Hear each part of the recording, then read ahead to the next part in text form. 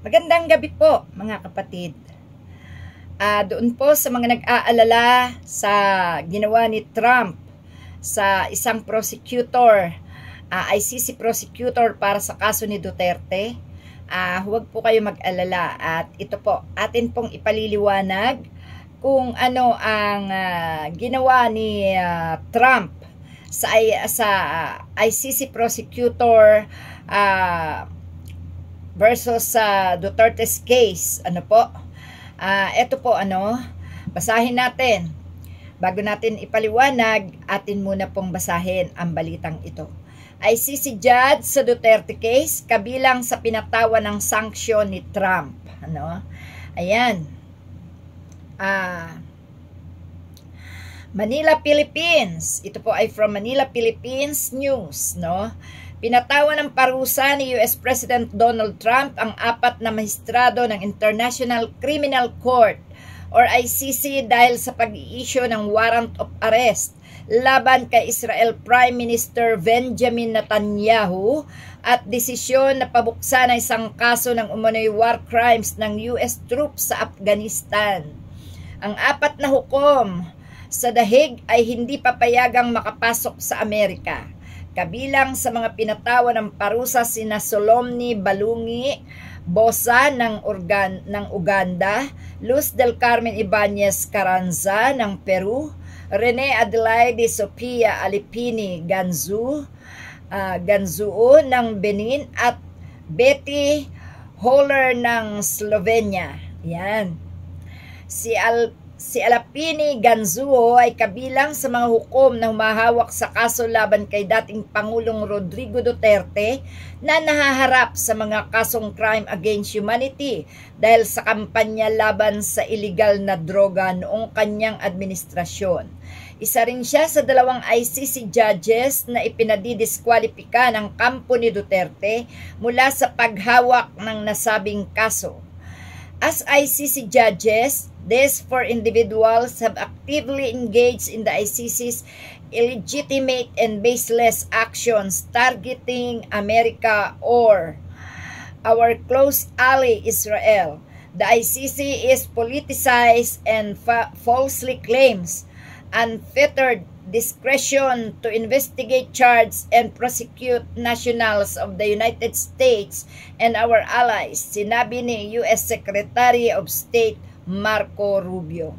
Samantala, mariin namang kinondena ng ICC ang hakbang ng administrasyon ni Trump at tinawag nila itong tangkang pahinain ang kalayaan ng isang pandaigdigang institusyong panghukuman na nagbibigay ng pag-asa at hustisya milyon-milyong biktima ng kalupitan.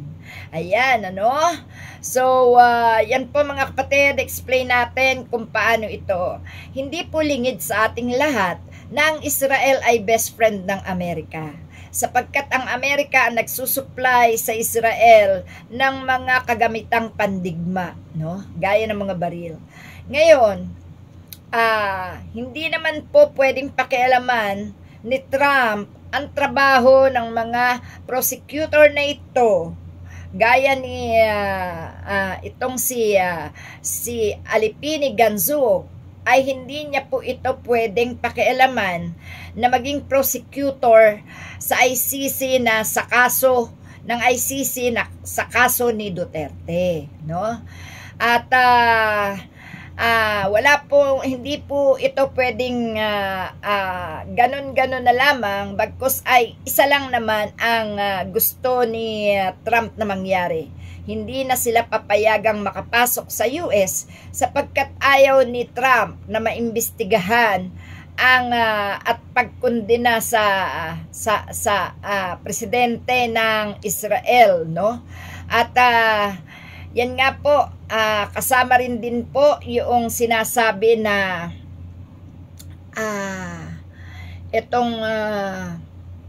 ayan, ang 4 na hukom sa dahig ay hindi papayagang makapasok sa Amerika.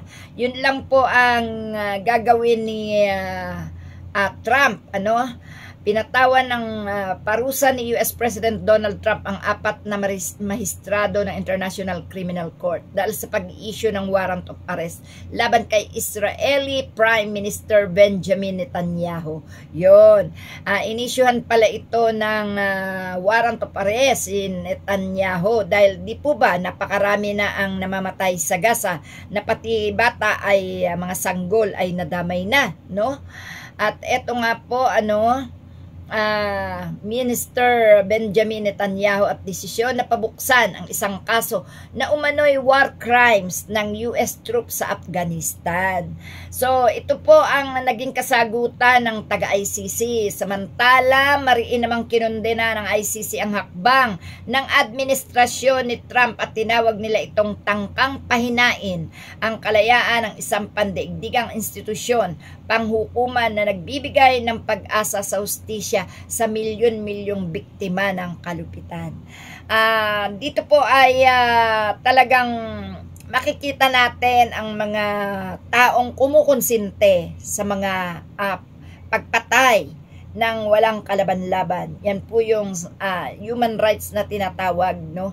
So, hindi po nangangahulugan na ang prosecutor ng ICC sa laban ni Duterte, sa kaso ni Duterte, ay mawawala o madidisqualified or maiaalis sa ICC. Hindi po. Ang binigay lang po sa kanila ni Trump ay hindi sila pwedeng pumasok na ng Amerika. Yun ang parusa. Paano kung dumating ang election ulit ng Amerika at hindi na si Trump? Pwede na uling makapasok ang mga ICC prosecutor na ito. At yun nga po mga kapatid, tuloy po ang laban tungkol sa ating pakikipagtunggali sa mga senador na tiwali. Tuloy ang laban. Tayo po ay magkita-kita sa January 9 sa harap ng Senate building sa Pasay.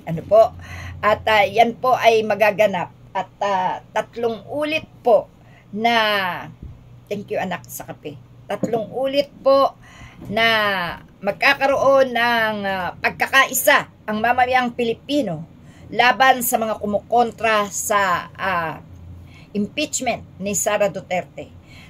Tayo po ay magsasama-sama mula 9, 10 at 11. Yan po ang napagtapusan ng mga mandirigmang mamamayan laban sa mga katiwalian ng gobyerno. At ulitin ko po, hindi po tayo dapat nagpapadikta. Hindi po tayo dapat yumuyuko sa mga maling ipinasusunod ng mga taga-senado. Hindi po sila ang dapat hindi po tayo ang dapat yumuko sa kanila. Dapat sila ang yuyuko sa atin sapagkat tayo ang nagpapasweldo sa kanila. At yan nga po, samot-sari na po ang mga nagiging balita. Merong balita na pumapayag na raw si Sara Duterte na buksan ang impeachment, isulong ang impeachment. Hindi po ako dito naniniwala dahil alam naman natin na talagang puro kasinungalingan ang mga taong ito, no? Maraming salamat mga kapatid. Ito po ang sabi nga dito is ako'y natatawa na lang ayan, may prayer vigil calling po tayo sa Agis ng hapon. At ayan, talagang yung isa doon galing sa opisina po niya. Anong stand mo doon? Dapat ba ito po ay regarding sa paggagawa ng resolusyon ni Bato de la Rosa. Natapos na po natin itong talakayin sapagkat inamin na ni Bato de la Rosa ang kanyang mga ipinakalat na ginawang draft resolution. At ayan nga, ang tanong nga dito, sinong masusunod? Ang saligang batas o ang kagustuhan ng iilan?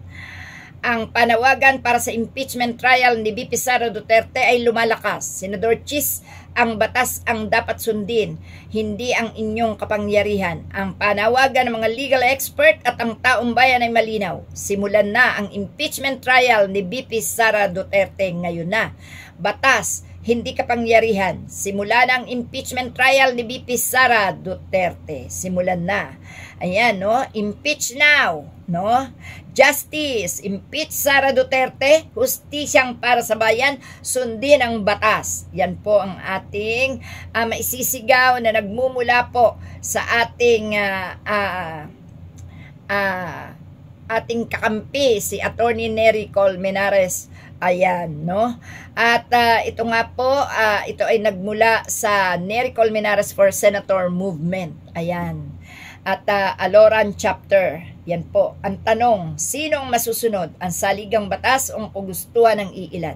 Hindi po kailanman dapat sinusunod ang isang mali. Maging sa mga kabataan. Ang reklamo ng mga kabataan ay pilit silang pinasusunod ng mga nakatatanda sa kanila kahit na ito ay mali. Dapat daw sundin na lang sila. Mali po ito. Ako po ay nagsasabi ng katotohanan na ang mga kabataan ay may karapatang magreklamo at pumalag sa mga maling pagpapasunod ng mga nakatatanda sa kanila. Sila po ay may karapatan ding pumuna at magtuwid sa isang nakatatanda kung sila man ay may pagkakamali. Ang kabataan ang inaasahan ng mga darating na panahon dito sa Pilipinas na magtatanggol sa mga mula sa kamay ng mga mapang-abuso at mapamerwisyong umuupo sa gobyerno. Ako po ay nakikipaglaban para din sa mga kabataan.